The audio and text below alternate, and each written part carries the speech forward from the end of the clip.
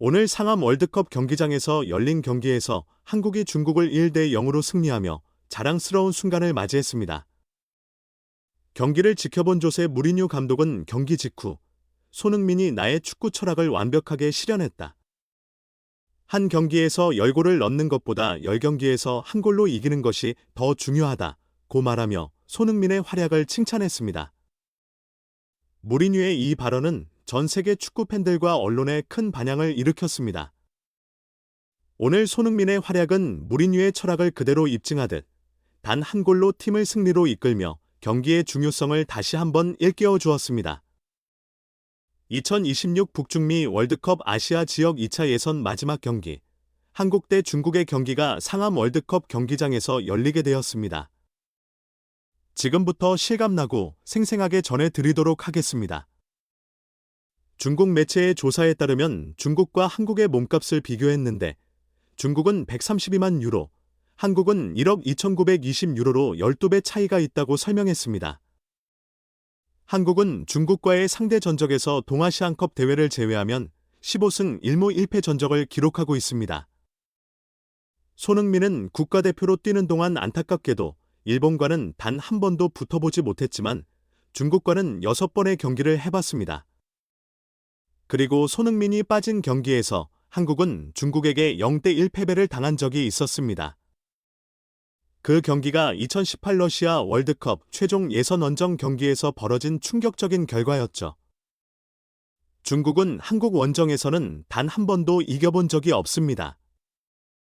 의외로 한국은 중국에게 대량 득점을 해본 적이 없었습니다. 최다 득점이 3점입니다. 그래서 이 경기를 주목하고 있기도 합니다. 중국 팬들마저도 5대 0, 7대 0이 현실적인 스코어라인이라고 생각합니다. 주민규가 가세한 한국 공격진은 더욱 퀄리티가 높아지면서 유럽 상위 레벨 축구 부럽지 않은 공격력을 보여주고 있어 대량 득점을 기대하게 된 것입니다. 이번 경기는 중국 입장에서 그 어느 때보다 최소 실점이 간절한 경기이기도 합니다. 무승부를 거둬야만 최소 1대 0으로 월드컵 최종 예선 희망을 가질 수 있기 때문에 온갖 술수가 다 나올 것으로 예상됩니다. 중국 입장에서 깔끔한 경기를 한다는 것 자체가 초토화가 되기 때문이죠. 손흥민은 중국이 거칠게 축구하는 것도 알고 있지만 절대로 쫄지 말고 우리가 할 축구를 하자며 선수들을 독려했습니다. 물론 다치는 걸 바라는 건 아니니까요. 어떤 매체에서는 우레이가 출전한다고 했다가 부상으로 출전 불가라고 했다가 혼란스러웠는데 경기 1시간 전 라인업이 발표되었을 때 우레이는 명단에 있었으나 선발 출전은 아니었습니다. 한국은 싱가포르전과 다른 라인업이었습니다.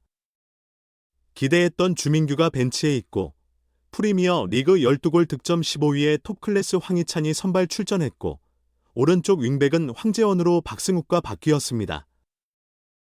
박승욱은 싱가포르전에서 배주의 골을 도왔던 선수로 30분 출전만으로도 강렬한 인상을 심어주었습니다.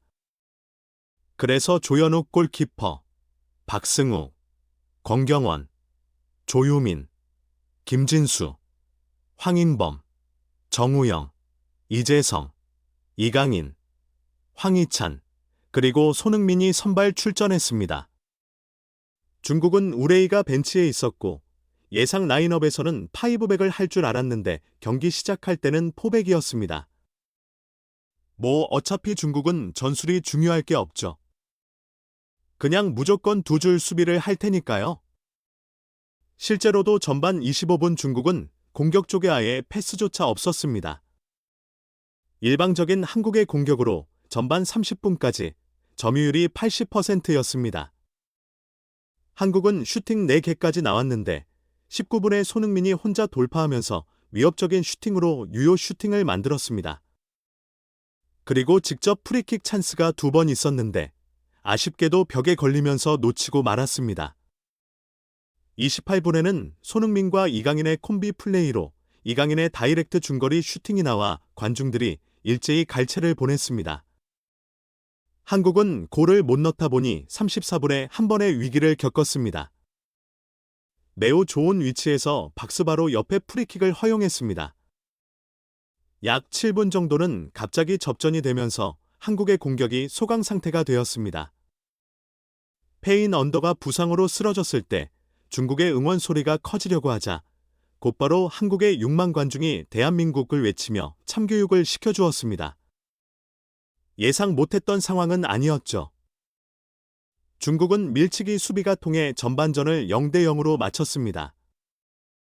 골이 없었으니 팬들은 불만을 가질 수 있었고 답답해할 수 있었지만 손흥민이 43분의 관중들을 향해 두 손으로 3대 0 숫자를 만들고 여유로운 미소를 보여주며 팬들의 열광적인 함성을 이끌어냈습니다. 손흥민의 팬서비스에 소름이 돋기도 했습니다. 그런데 알고 보니 한국 팬들을 위한 팬서비스가 아니었습니다. 골대 뒤에는 중국 팬들이 있었고 그들에게 염장을 지르는 3대 0이었던 것입니다. 두 가지 의미로 1차전에서 3대 0으로 이긴 것 아니면 이번 경기에서도 3대 0으로 이기겠다는 것이었죠. 중국 팬들이 완전 분노한 모습이 카메라에 잡히기도 했습니다. 후반전이 시작되고 변화를 주길 바랐는데 김동훈 감독은 그대로 출전시켰습니다. 60분 안에 한 골이 나올 텐데요.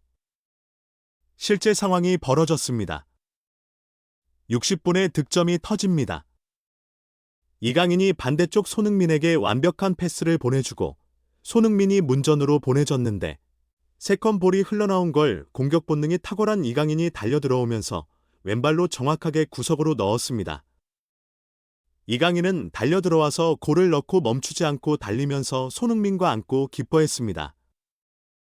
손흥민도 매우 기뻐했습니다. 이 상황이 어떻게 된 거냐면 60분이 되자 김동훈 감독은 약속된 교체를 시작해 주민규와 황재원을 투입시키고 이재성과 박승욱을 빼줬습니다. 그런데 교체되자마자 골이 나왔던 겁니다. 1대 0으로 앞선 대한민국이 순간 태국의 킥오프 시간을 맞이했습니다.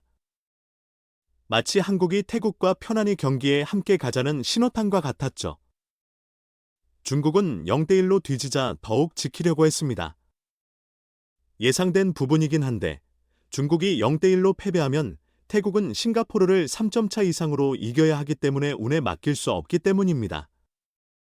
2대 0이면 끝이라는 걸 알기 때문에 그대로 지켰습니다.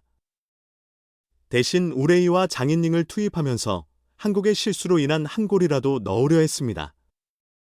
그러나 우레이는 보이지 않았고 손흥민은 팬들을 위해 콘서트 하듯이 모든 걸 쏟아부었지만 번번이 마지막 한 끗 차이로 추가골이 나오지 않았습니다. 85분이 되어서는 손흥민은 팬들에게 다시 한번 분위기를 끌어올리는 퍼포먼스를 보여주기도 했습니다. 주민규의 슈팅은 골키퍼가 막아내고 코너킥에서 약속된 플레이로 권경원의 헤딩슛이 나왔지만 골은 되지 못했습니다. 1대 0으로의 승리는 아쉽지만 최종 예선의 재미를 위해 이대로 경기가 끝이 나고 태국이 다득점이 나오지 못하면서 중국이 극적으로 올라오는 것이 좋겠다는 생각이 들었습니다. 중국을 놀리는 재미가 쏠쏠해서 말이죠. 중국은 89분에 한국 진영 박스 안에서 선수가 김진수에게 넘어졌는데 페널티킥을 유도하려 했습니다. 중국 기자들마저 페널티킥을 유도하라고 했죠. 추가 시간은 5분이 주어졌습니다. 손흥민은 자신의 몸 상태가 최상이었음을 드리블로 쇼를 보여주며 개인적으로 만족했습니다. 손흥민은 3대 0이 아닌 1대 0인 것을 사과하지 않을까 예상도 해봅니다. 손흥민은 93분에도 전력 질주를 보여주며 최선을 다하는 모습이 감동적이기까지 했습니다. 중국 팬들은 최종 예선에 올라가면 뭐 하냐는 불만스러운 반응이 많았지만 결과적으로는 한국에게 고마워해야 할 상황이 되었습니다. 마지막에는 아예 골에 집중하기보다 시간 끌기로 마무리했습니다. 이제 태국전을 기다려야 합니다. 한국은 내려앉은 팀에게 많은 골을 넣지는 못했지만 강팀들도 이런 상황에서는 골 넣기가 쉽지 않습니다. 최근 유럽 본선을 준비하면서 잉글랜드, 프랑스, 포르투갈도 모두 약팀에게 패배하거나 졸전을 펼쳤습니다.